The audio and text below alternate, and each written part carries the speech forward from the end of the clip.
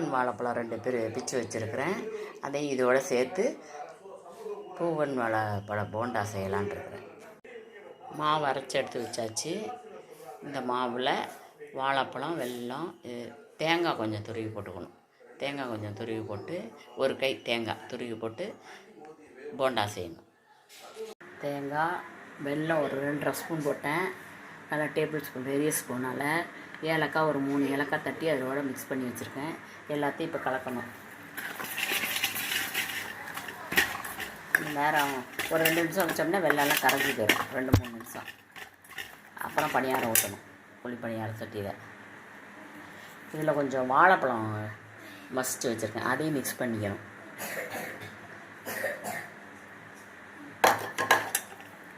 அதையும் போட்டு மிக்ஸ் பண்ணி ஊற்றணும். அப்புறம் பாதி மாவில் பீட்ரூட், கேரட் தாளித்து வச்சுருக்கிறேன். கடுகு, கொஞ்சம் கடலைப்பருப்பு, ஒரு மிளகாய், வரமிளகாய் தாளித்து வச்சுருக்கேன். அதையும் இதோட சேர்த்து மிக்ஸ் பண்ணிக்கணும்.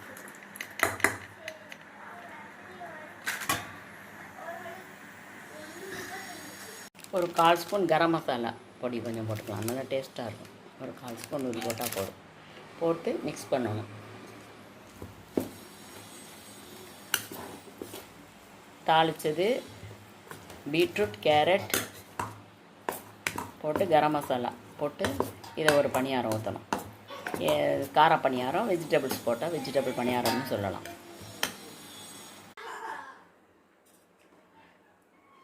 ஒரு அரை குழி எண்ணெய் இருக்கிற மாதிரி வச்சுக்கிட்டு இதில்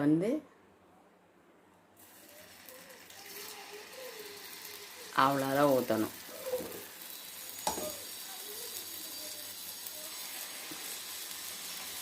எல்லாத்துலேயும் ஊற்றி இட்லி பானை மூடி வச்சு மூடிடணும். அப்படியே வெந்து புஸ் புஸ்ன்னு ஓட்டையாரு. அதை அப்படியே திருப்பி போடணும். பணியாரம் ஊற்றி ஒரு 2 நிமிஷம் ஹை ஃப்ளேமில் வைக்கணும். அப்புறம் சிம்மில் வச்சு செய்யணும். அந்த பணியாரம் சரியாக வரல. அதனால கொஞ்சம் ரவா மிக்ஸ் பண்ணி 1 ஸ்பூன் 1.5 ஸ்பூன் ரவா மிக்ஸ் பண்ணி கலந்து கொஞ்சம் 1 நிமிஷம் ஊற வச்சு செய்கிறேன். இது நல்லா வரும். கொஞ்சம் ரவா போட்டதுனால ரவா போடாமல் செஞ்சோன்னா எடுக்க முடியலை. இப்போ ரவா போட்டு கொஞ்சம் 2 நிமிஷம் ஊறினோன்னா செஞ்சேன். இப்போ நான் பரவாயில்லாமல் வருது. ரவா மைதா அது வாழைப்பழ பணியாரம்.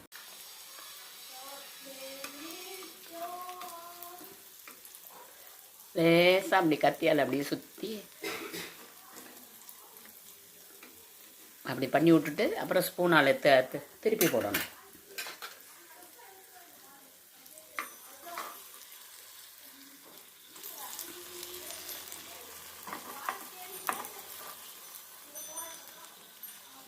ரெண்டு ஸ்பூன் வச்சுக்கணும். 2 ஸ்பூன், ஒன்று அடியில் விட்டுக்கணும், ஒன்று அப்படியே திருப்பி போடணும்.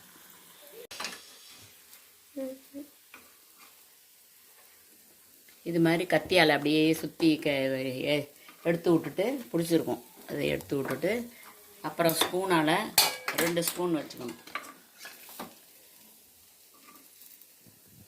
அடியில் 1 ஸ்பூன் அப்படி கொடுத்து அப்படி திருப்பி போட்டுக்கணும்.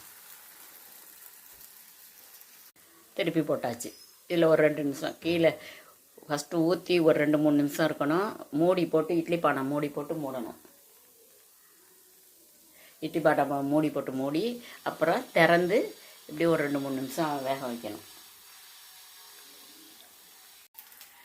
வெஜிடபிள்ஸ் பணியாரம் ஊற்றிருக்கிறேன். அதே மாதிரி தான் ஒரு 1/2 ஸ்பூன் எண்ணெய் விட்டுட்டு சன்ஃப்ளவர் ஆயில் ஏதோ ஒன்று, எந்த எண்ணெயும் நல்லெண்ணெயும் விடலாம்.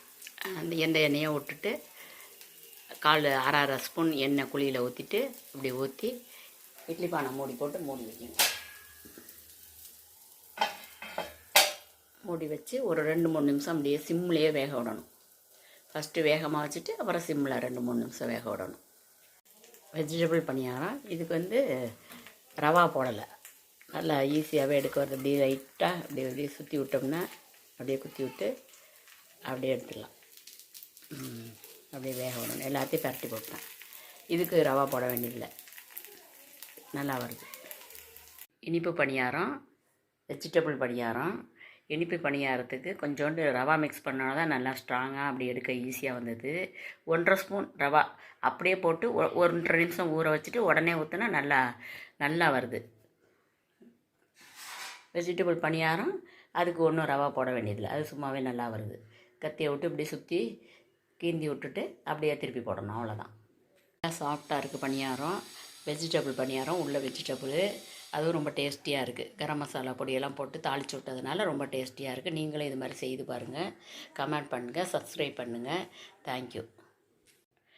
எந்த காய் வேணாலும் போட்டுக்கலாம். பீன்ஸு, முட்டைக்கோஸு, இது மாதிரி எந்த காய் வேணாலும் மிக்ஸ் பண்ணி இந்த மாதிரி வெஜிடபிள் பணியாரம் செய்யலாம்.